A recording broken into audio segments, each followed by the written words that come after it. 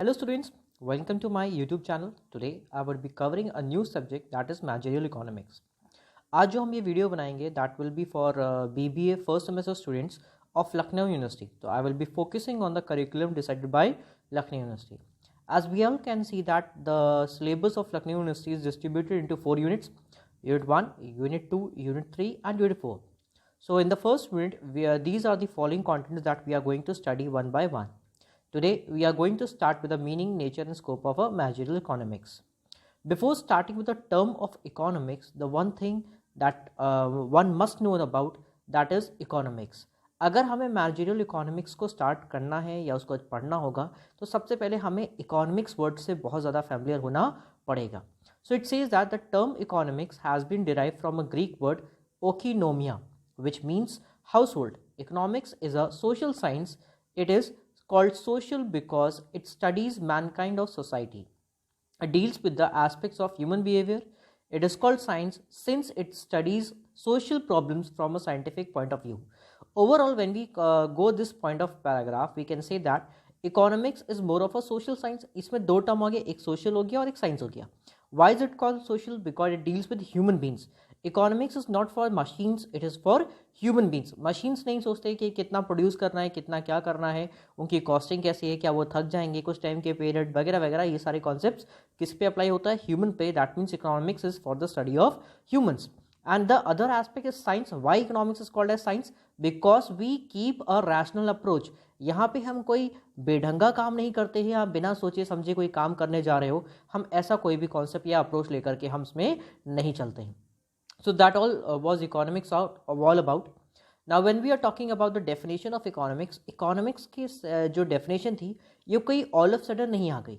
इसमें कई सारे फ्रेज में टाइम के अकॉर्डिंग क्या आने लगे, चेंजेस आने लगे. धीरे धीरे एक एक करके क्या आने लगे, चेंजेस आने. हर एक ने हर एक टाइम पीरियड में इकोनॉमिक्स को अलग तरीके से क्या किया गया, डिफाइन किया. तो सबसे पहले डेफिनेशन थी वो आपकी वेल्थ डेफिनेशन थी, फिर वेलफेयर डेफिनेशन थी, फिर स्कार्सिटी डेफिनेशन आई और एट द एंड फिर आपकी ग्रोथ, और उसके बाद सबसे लास्ट में आपके पास आ गई modern definition. So we are going to study all these definitions one by one. So let's see how economics is been defined as an wealth definition. Really, the science of economics was born in 1776 when Adam Smith published his famous book An Inquiry into the Nature and Cause of Wealth of Nation. That means economics as an subject को recognize कब किया गया था? 1776 में, and that is why Adam Smith is term called as the father of economics. He defined economics as a study of nature and cause of national wealth. लोगों ने कैसे define किया? इकोनॉमिक्स का मतलब क्या होता है कि जो नेशनल वेल्थ होती है, यानी कि एक इकोनॉमी की मनी होती है, उसका हम नेचर, उसके कॉज, हाउ एंड व्हेन वाले सारे रीजंस को हम लोग क्या करते हैं, स्टडी करते हैं. That will become the part of economics. According to him, economics is the study of wealth, how wealth is produce and distributed.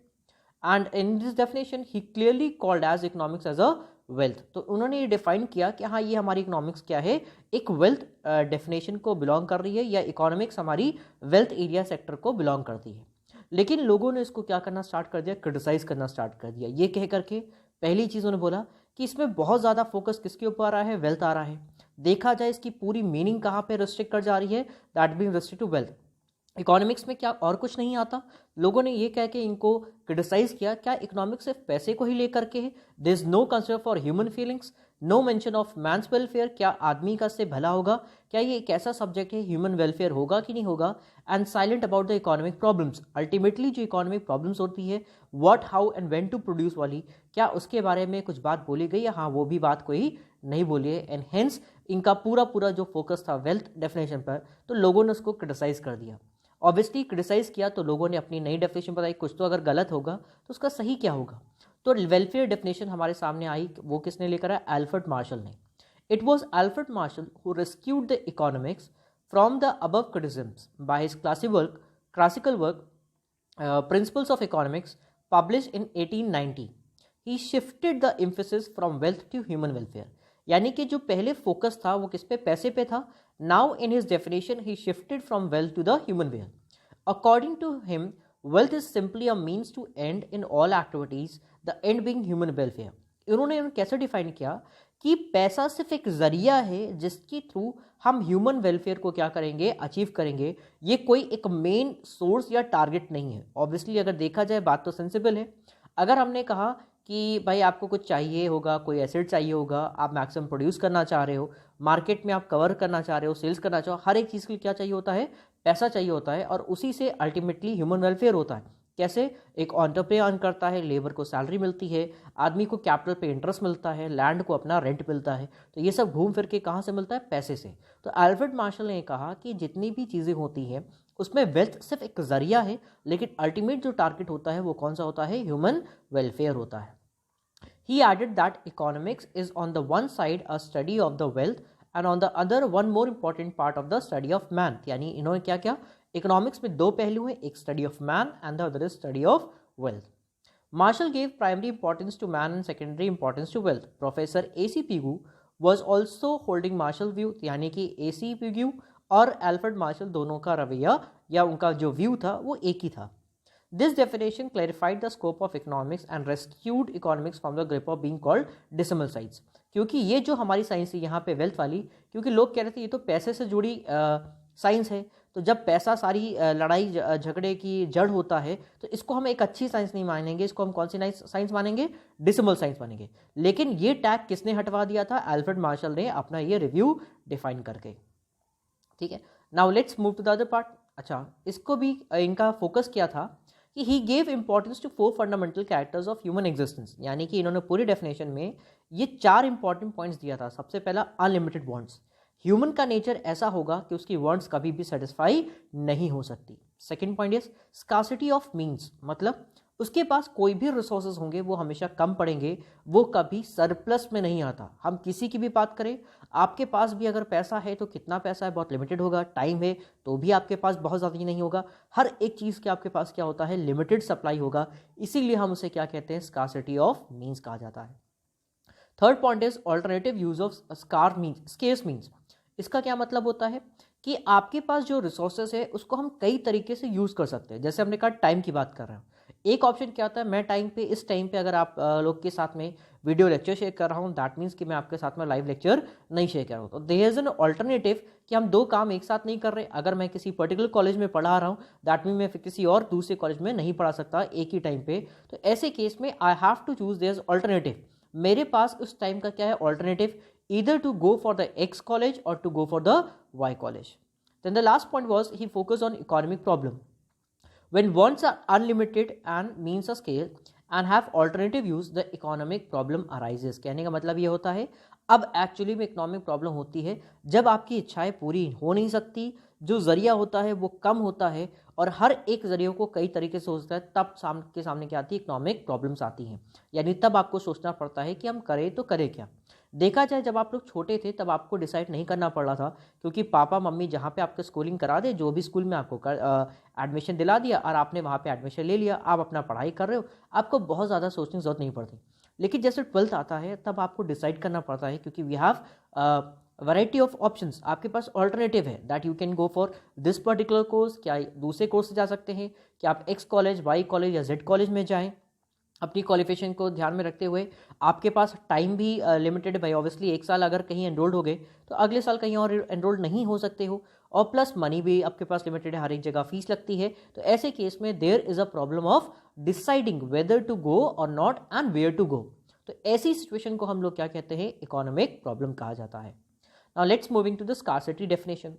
After Alfred Marshall, Lionel Robbins formulated his own conception of economics in his book The Nature and Significance of Economic Science in 1932.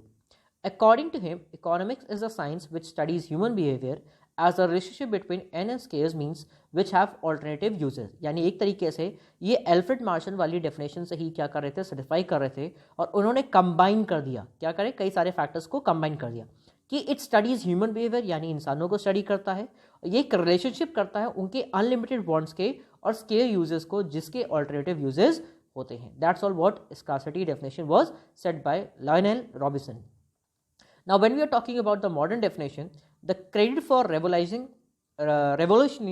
the study of economics surely goes to Lord J.M. Keynes. He defined economics as a study of the administration of scarce resources and the determinants of income and employment. अब यहाँ पे जो JM Kings आए थे, इन्होंने थोड़ा सा elaborative लेकर टर्म आगे, study of administration of square resources, यानी जो रिसोर्सेज हमारे पास लिमिटेड है उसको स्टडी करना, सुपरवाइज करना, just in order to determine the income and employment, यानी उस पैसे से लोगों पास इनकम हो और एम्प्लॉयमेंट हो और उसका पूरा जो सर्कुलेशन होगा, that is all economics all about.